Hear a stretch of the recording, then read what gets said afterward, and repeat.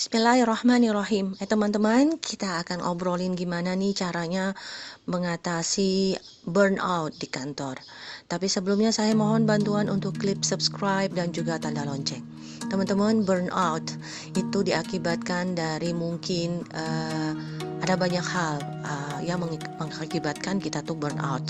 Misalnya burnout itu biasanya karena kita kecewa dengan hasil kerja kita, atau kita merasa tersingkirkan, atau kita merasa terlalu banyak pekerjaan, atau kita terlalu banyak FOMO, fear of missing out, sehingga kita akan menjadi banyak kepengen ini itu gitu ya, dan tidak sesuai dengan kenyataan yang kita hadapi. Akhirnya ujung-ujungnya kita burnout. Nah, burnout ini kadang-kadang mengakibatkan kita jadi kurang fokus, tidak kreatif, kurang produktif, jadi lelet, kemudian jadi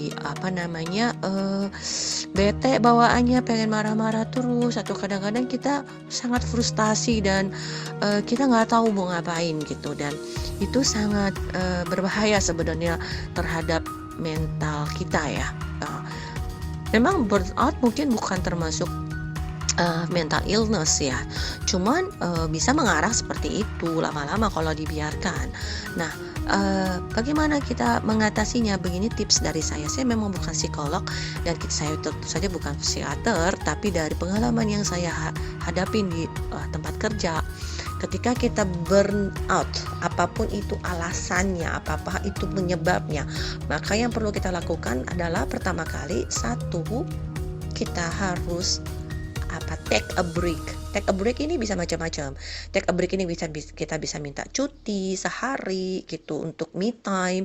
Kita bisa staycation mungkin 3 hari, atau kita bisa hanya sekedar berdiam diri, berbicara dengan diri kita sendiri. Kita lebih banyakin ibadah, banyakin bicara dengan yang di atas, dengan Sang Pencipta, untuk memahami diri kita sendiri, apa sih yang terjadi sebenarnya dan bagaimana kita harus mengatasi ini. Kemudian yang kedua, kita coba untuk tuliskan semua yang ada dalam unek-unek kita, dalam hati kita tuliskan. Mungkin tulisan kita nggak bagus, mungkin tulisan kita ngaco, atau yang nggak bisa nulis, gambar. Kita menggambar aja apapun yang kita rasakan, kita tuangkan gitu ya. Kan itu hanya untuk kita sendiri sih tulisan ini, nggak ada untuk siapa-siapa. Jadi kalau tulisan jelek juga nggak apa-apa. Atau kita mungkin mau ngomel-ngomel sendiri, kita rekam, terus kita dengerin lagi, kita rekam lagi gitu. Akhirnya dari situ kita bisa healing out gitu ya. Kita bisa healing apa yang perasaan yang menekan kita, yang sendiri kadang-kadang kita juga mengurainya nggak tahu. Kita juga mikir-mikir, apa sih penyebabnya, kenapa gue jadi kayak gini gitu. Kalau kita curhat ke teman gitu ya. Nah, ini yang ketiga, mungkin curhat, bolehlah kita curhat. Tapi ya kadang-kadang gini ya, temen gak selamanya di temen. Kalau kita curhatnya berlebihan, kemudian ada hal-hal yang sangat rahasia mengenai kita, atau ada hal yang suatu hari menjadi aib mutu kita, jadi lebih baik kita gak usah curhat ke teman. Tapi kalau curhat itu salah satu cara kamu, ya oke-oke aja, asalkan kamu juga harus memilah-milah apa yang kamu bisa curhatkan ke teman kamu, seperti itu ya. Yang keempat, mungkin kamu juga bisa minta ketemu dengan HRD. Mungkin di HRD ada fungsi yang namanya counseling, atau ada fungsi yang namanya life coaching.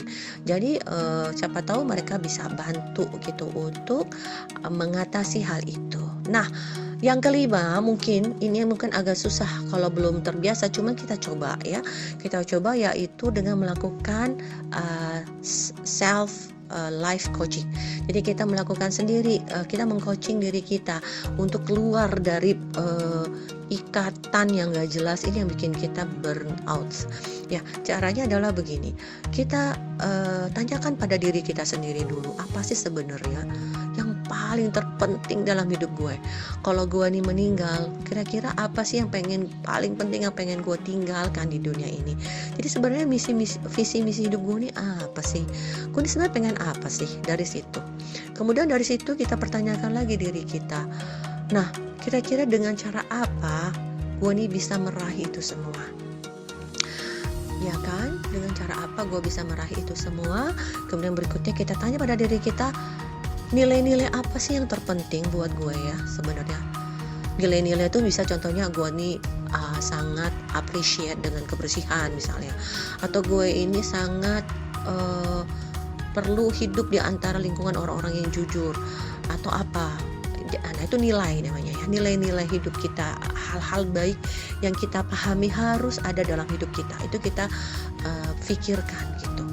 Kemudian tadi udah ya, visi misi, nilai-nilai, kemudian cara kita untuk mencapai itu. Nah kemudian kita bikin target nih, kita bikin target jangka pendek, sehari, seminggu, sebulan, setahun, 5 tahun, 10 tahun, 20 tahun. Kita punya target kita sendiri yang kita simpan buat diri kita sendiri. Nah dengan cara seperti itu kita akan merasa lebih tenang bahwa kita on track atau enggak. Dari situ kita akan melihat diri kita sendiri, kita udah sampai titik mana nih dari target kita gitu, untuk mencapai tadi visi misi kita. Mana duluan yang nyampe nih, umur kita atau target kita gitu kan ya, walau alam gitu ya, kita juga nggak tahu. Cuman kita sebagai manusia kita harus punya seperti itu, sehingga kita akan lebih tenang dalam menjalani hidup kita, dan yang namanya burnout itu nggak akan pernah mampir lagi di hidup kita. Demikian dari saya.